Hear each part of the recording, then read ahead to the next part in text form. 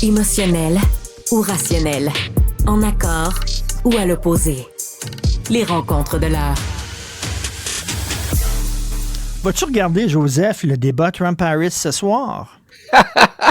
Évidemment, non seulement je vais regarder le débat, mais je vais, comme pendant le Super Bowl, regarder l'heure qui précède l'analyse pré-match avec les talking heads, les pundits qui nous disent ce qu'il faudra surveiller. Et tu connais évidemment depuis le temps mon habitude, je vais évidemment zapper de Fox News à CNN parce qu'évidemment, j'aime me promener entre deux systèmes solaires. Tu comprends? Tellement la lecture des événements est radicalement différente de l'un à l'autre. Qui va chanter à la mi-débat?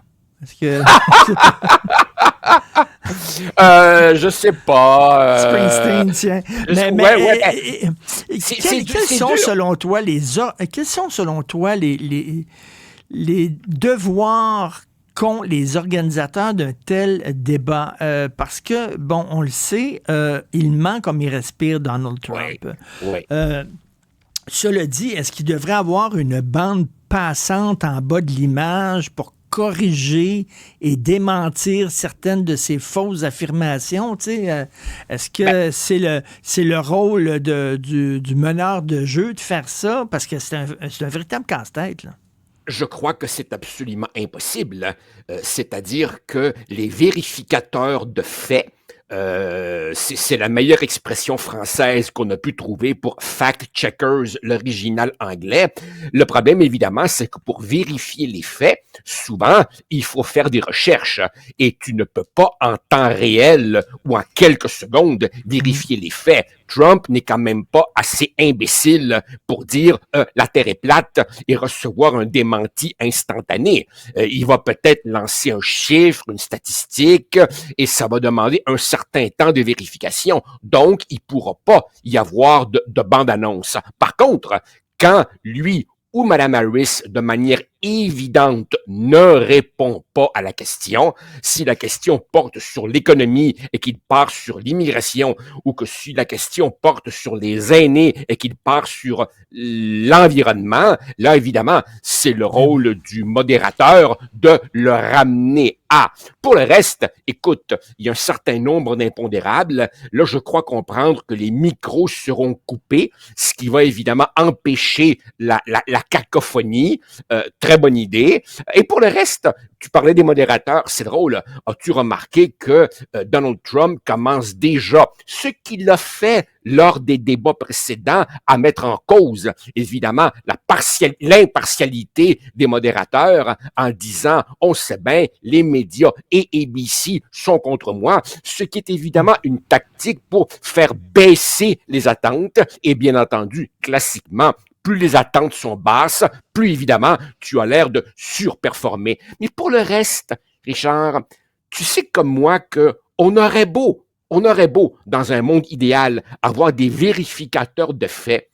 Au total, le gagnant ou la gagnante d'un débat, entre guillemets, c'est celui ou celle qui dégage la meilleure impression. Même si tu dis quelques énormités, les gens ont une appréhension, un jugement globalement subjectif. Et la grande force de Trump, c'est de dire des énormités avec un aplomb considérable. Alors que même quand Biden disait des vérités, le ton fragile et la voix chevrotante avec laquelle il le disait faisait qu'on le prenait en pitié, même si ce qu'il disait était objectivement vrai. Et par ailleurs, oublie pas, Richard, n'oublions pas que dans 43 des 50 États, on sait déjà qui va gagner. Tout se joue sur 7 États et dans chacun de ces 7 États, l'immense majorité des électeurs ont déjà une idée dans la tête. Donc, c'est quelques dizaines de milliers de votes en Pennsylvanie, Georgie, Michigan, Wisconsin, Arizona, Nevada et Caroline du Nord. C'est là que ça se joue. Et ces électeurs, si après tant d'années, après tant de mois, après tant de débats, si ces gens-là sont encore indécis, ça te donne peut-être une idée du type d'électeurs que ce sont. Ce sont des gens finalement peu politisés, peu informés, qui finalement ont peut-être des grilles d'analyse assez éloignées de la tienne ou de la mienne. Enfin. Qu'est-ce que tu penses? Ben, puis, je veux dire là, tu sais, que la droite dure, parce que je préfère parler de droite dure dans le cas de Trump que d'extrême droite. L'extrême droite, évidemment, pour moi, non, je préfère la droite dure, mais la droite dure à la Trump n'a pas le monopole des mensonges non plus. Là. Il y a beaucoup de politiciens qui mentent à gauche comme à droite.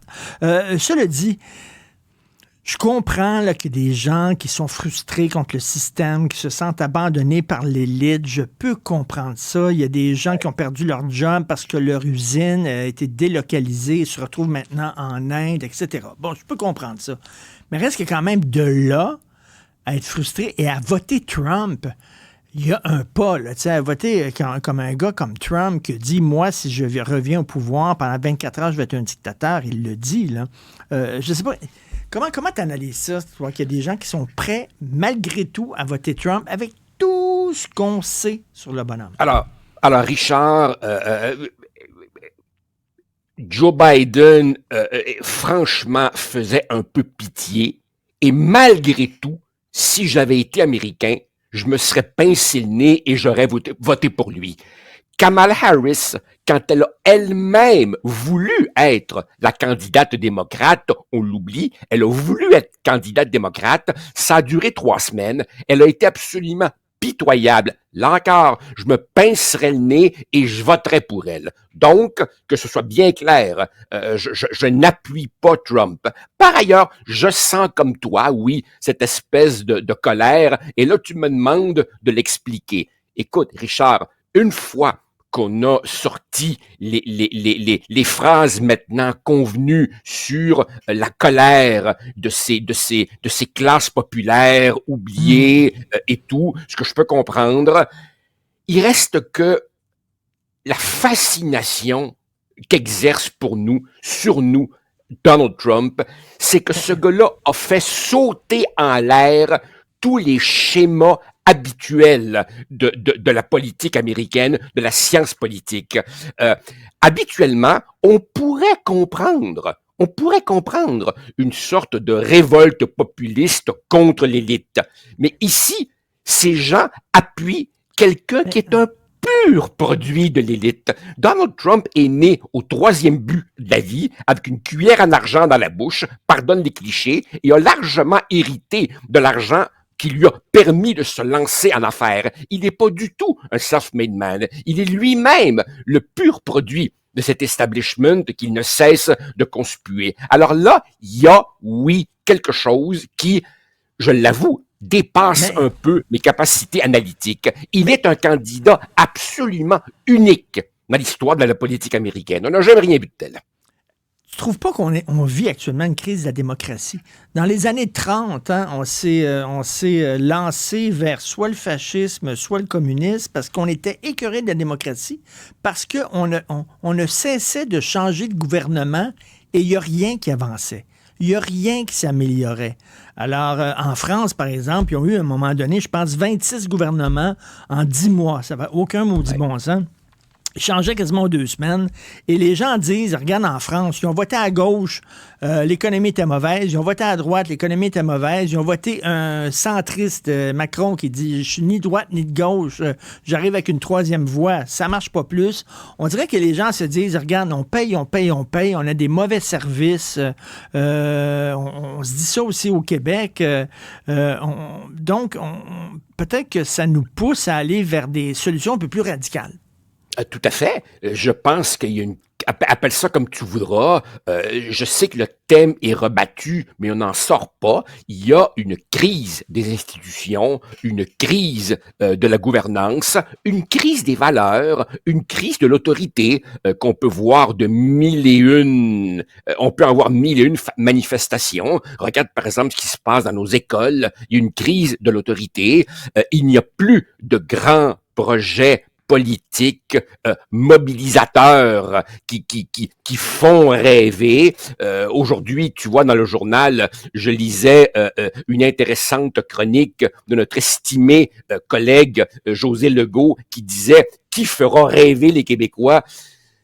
Je pense que au Québec, comme dans toutes les sociétés occidentales, les projets politiques qui font rêver, sauf peut-être la souveraineté dans une certaine façon au Québec. Pour le reste, partout en Occident, la social-démocratie est en panne pour des raisons largement démographiques et financières. Le socialisme très centralisé a conduit à une privation des libertés et à la généralisation de la pauvreté et a échoué partout où il est passé. Et Joseph, les mouvements migratoires, et ça, ce n'est que le début.